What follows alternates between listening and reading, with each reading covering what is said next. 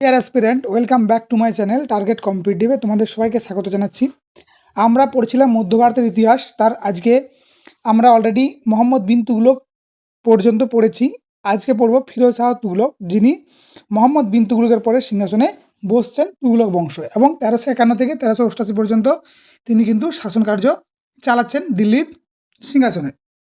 এই দিল্লির সিংহাসনে যখন তিনি বসছেন, এই ফিরোজ শাহ তুগলক, তাকে কি বলা হচ্ছে না, তাকে বলা হচ্ছে পুনর্গঠন এবং স্থিতিশীলতার যুগ।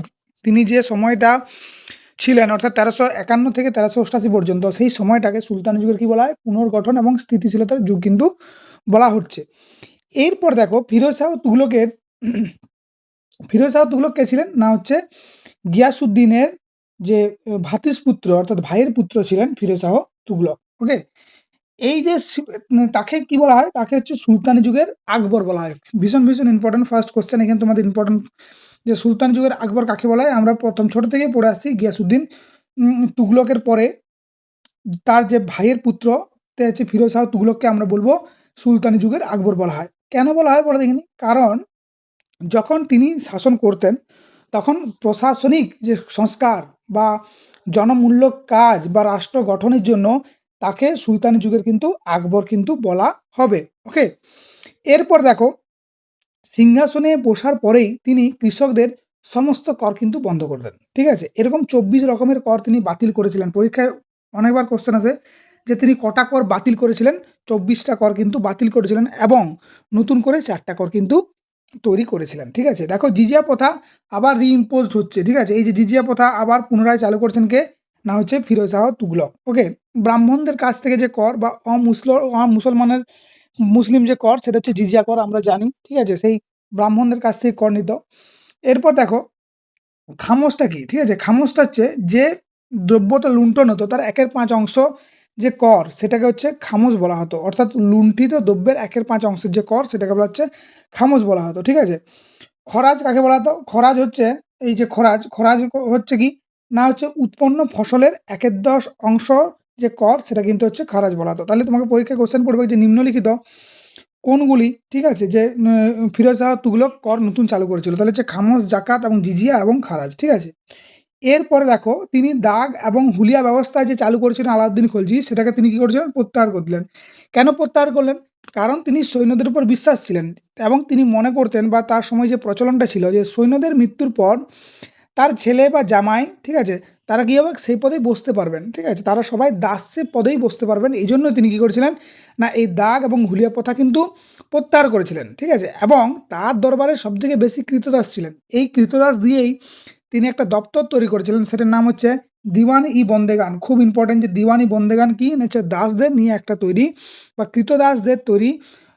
বলা হয় প্রায় তোমার 1,80,000-এর উপরে তিনি কৃতদাস কিন্তু সংগ্রহ করেছিলেন, এবং এদের নিয়েই তৈরি হলো যেটা, সেটা হচ্ছে দিওয়ানি বন্দেগান কিন্তু তৈরি হলো। ওকে, এরপর দেখো তিনি যমুনা থেকে হিসার পর্যন্ত, হিসার বর্তমানে কোথায় অবস্থিত, হিসার হচ্ছে হরিয়ানাতে অবস্থিত, এবং তিনি সব থেকে বড় সেচ ব্যবস্থার জন্য কি করলেন না, সব থেকে বড় খাল তৈরি করলেন কিন্তু।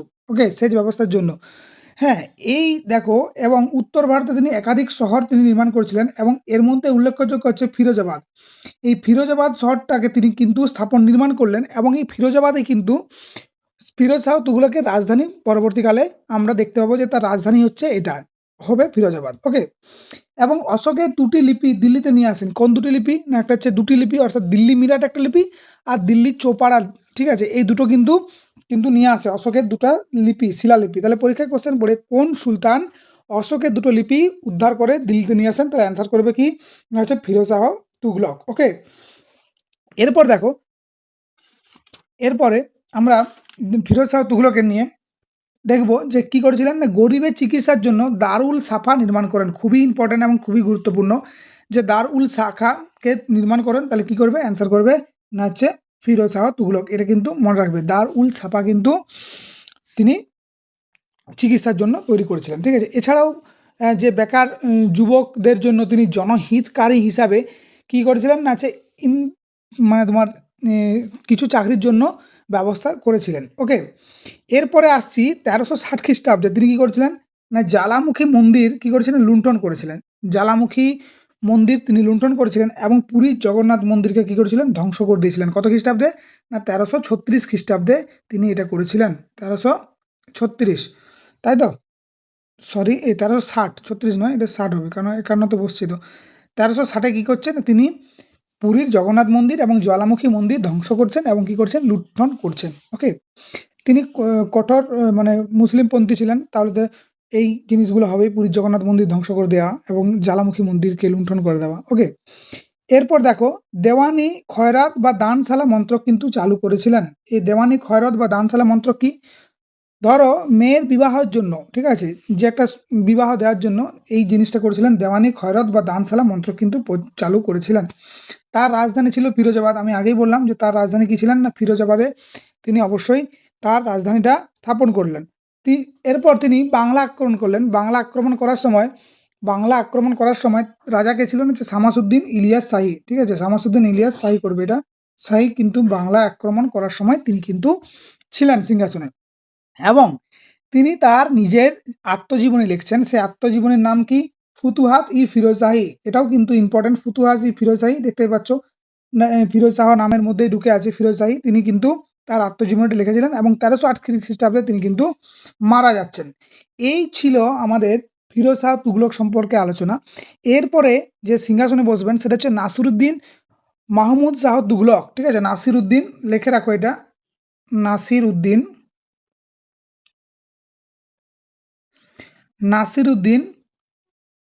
মাহমুদ শাহ তুগলক এবং তিনি যখন সিংহাসনে বসছেন কত সাল? 1392 থেকে লিখবে 1412, এইটুকু সময় সিংহাসনে বসছেন।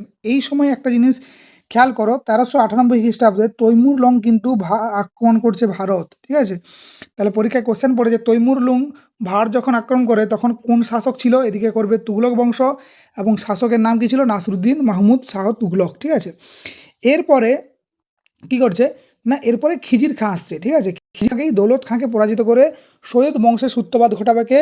না হচ্ছে এই খিজির খাঁ। কত খ্রিস্টাব্দে? 1414-তে। ঠিক আছে, 1412-তে এই যে নাসিরুদ্দিন মোহাম্মদ তুগলকের সময়কাল শেষ, তারপরেই সৈয়দ বংশ প্রতিষ্ঠা করবে কে? না খিজির খাঁ।